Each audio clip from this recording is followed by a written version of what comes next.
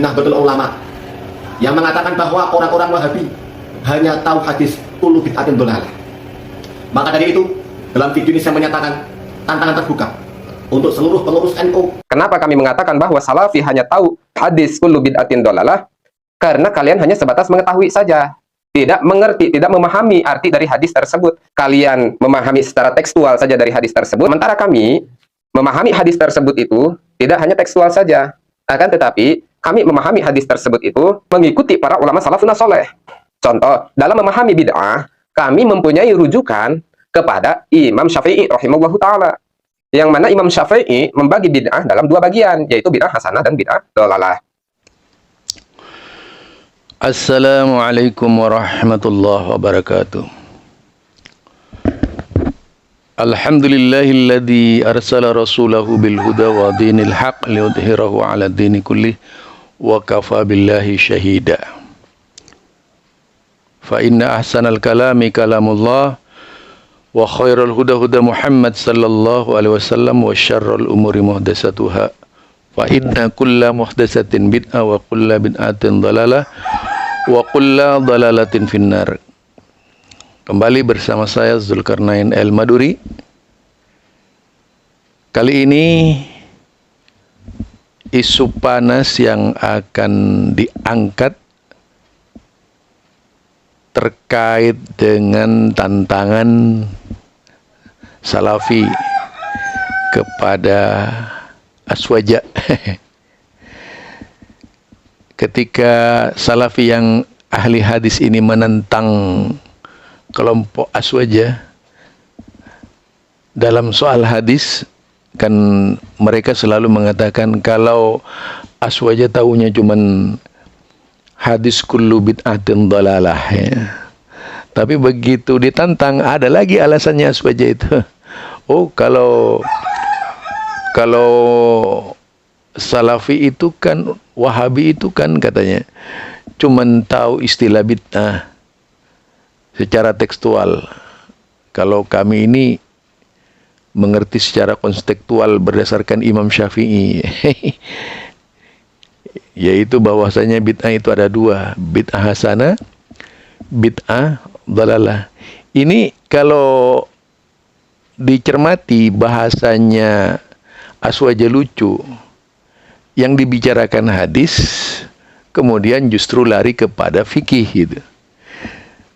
Ngelantur jauh, ditantang yaitu soal hadis, hafalan hadisnya bagaimana dan sebagainya. Dan jika dicermati ceramah-ceramah Salafi, tidak ada yang begitu tuh. Di saat berbicara bid'ah ya bid'ah gitu. Yang dibahas itu masalah bid'ah, bagaimana definisi bid'ah, apa saja yang termasuk bid'ah. Biasanya itu. Namun di luar pembahasan bid'ah, teman-teman Salafi itu banyak membahas ilmu-ilmu berkaitan dengan kehidupan sehari-hari, berkaitan dengan cara beribadah yang benar, berkaitan dengan haji yang benar, berkaitan dengan amaliyah yang benar. Semuanya dibicarakan oleh Salafi dari hadis yang berbeda-beda bab, berbeda-beda judul. Sepertinya yang diikuti oleh Aswaja dari ceramah Salafi itu cuman kullu bid'atin dhalalah. Jadi bukan hanya bukan ceramah-ceramah yang lainnya itu ya. Jadi sebenarnya yang salah itu siapa gitu. Itu yang jika kita perhatikan dari teman-teman Salafi. Harusnya teman-teman Aswaja itu tidak mengeneralisir lah. Kalau memang berbicara hadis, ya berbicara hadisnya. Kalau mau berbicara definisi bid'ah juga bukan hanya seperti yang dilakukan oleh Salafi. Banyak ulama-ulama yang tidak mendefinisikan bid'ah. Ada bid'ah hasanah, ada bid'ah dhalalah. Ada yang hanya mendefinisikan bid'ah itu semuanya dhalalah. Sebagaimana yang didefinisikan oleh Ibnu Abdul Bar, juga dari ulama-ulama Hanabilah, Ibnu Rajab, juga dari anak ulama-ulama Hanabilah, dari ulama-ulama Imam Malik. Justru yang saya perhatikan, pemahaman bid'ah yang tidak benar itulah yang selama ini dicekokkan kepada kelompoknya, seolah-olah hanya satu pendapat dari Imam Syafi'i saja yang benar. Ini kekeliruan fatal dari orang-orang Aswaja itu ya. Ketika mendefinisikan bid'ah dari sudut pandang yaitu ikutannya, dari sudut pandang mazhabnya saja, tidak membaca dari sudut pandang ulama-ulama seperti Imam Malik dan pengikutnya, Imam Ahmad bin Hambal dengan pengikutnya. Harusnya semuanya, karena apalagi di NU itu kan bermazhab 4. Mengapa yang dipakai cuma 1 gitu? Itu yang jadi masalah. Ya, pantas kalau kemudian cara pembahasan orang ini ngelantur. Yang seharusnya membicarakan Islam dengan benar, akhirnya ngelantur tidak jelas gitu. Barangkali ini saja dari saya.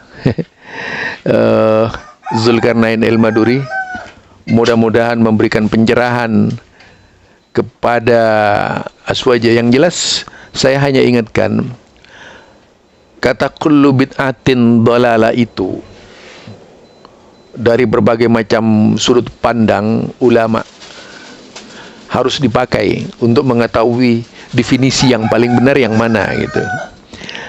Jangan hanya dari sudut pandang ulamanya sendiri.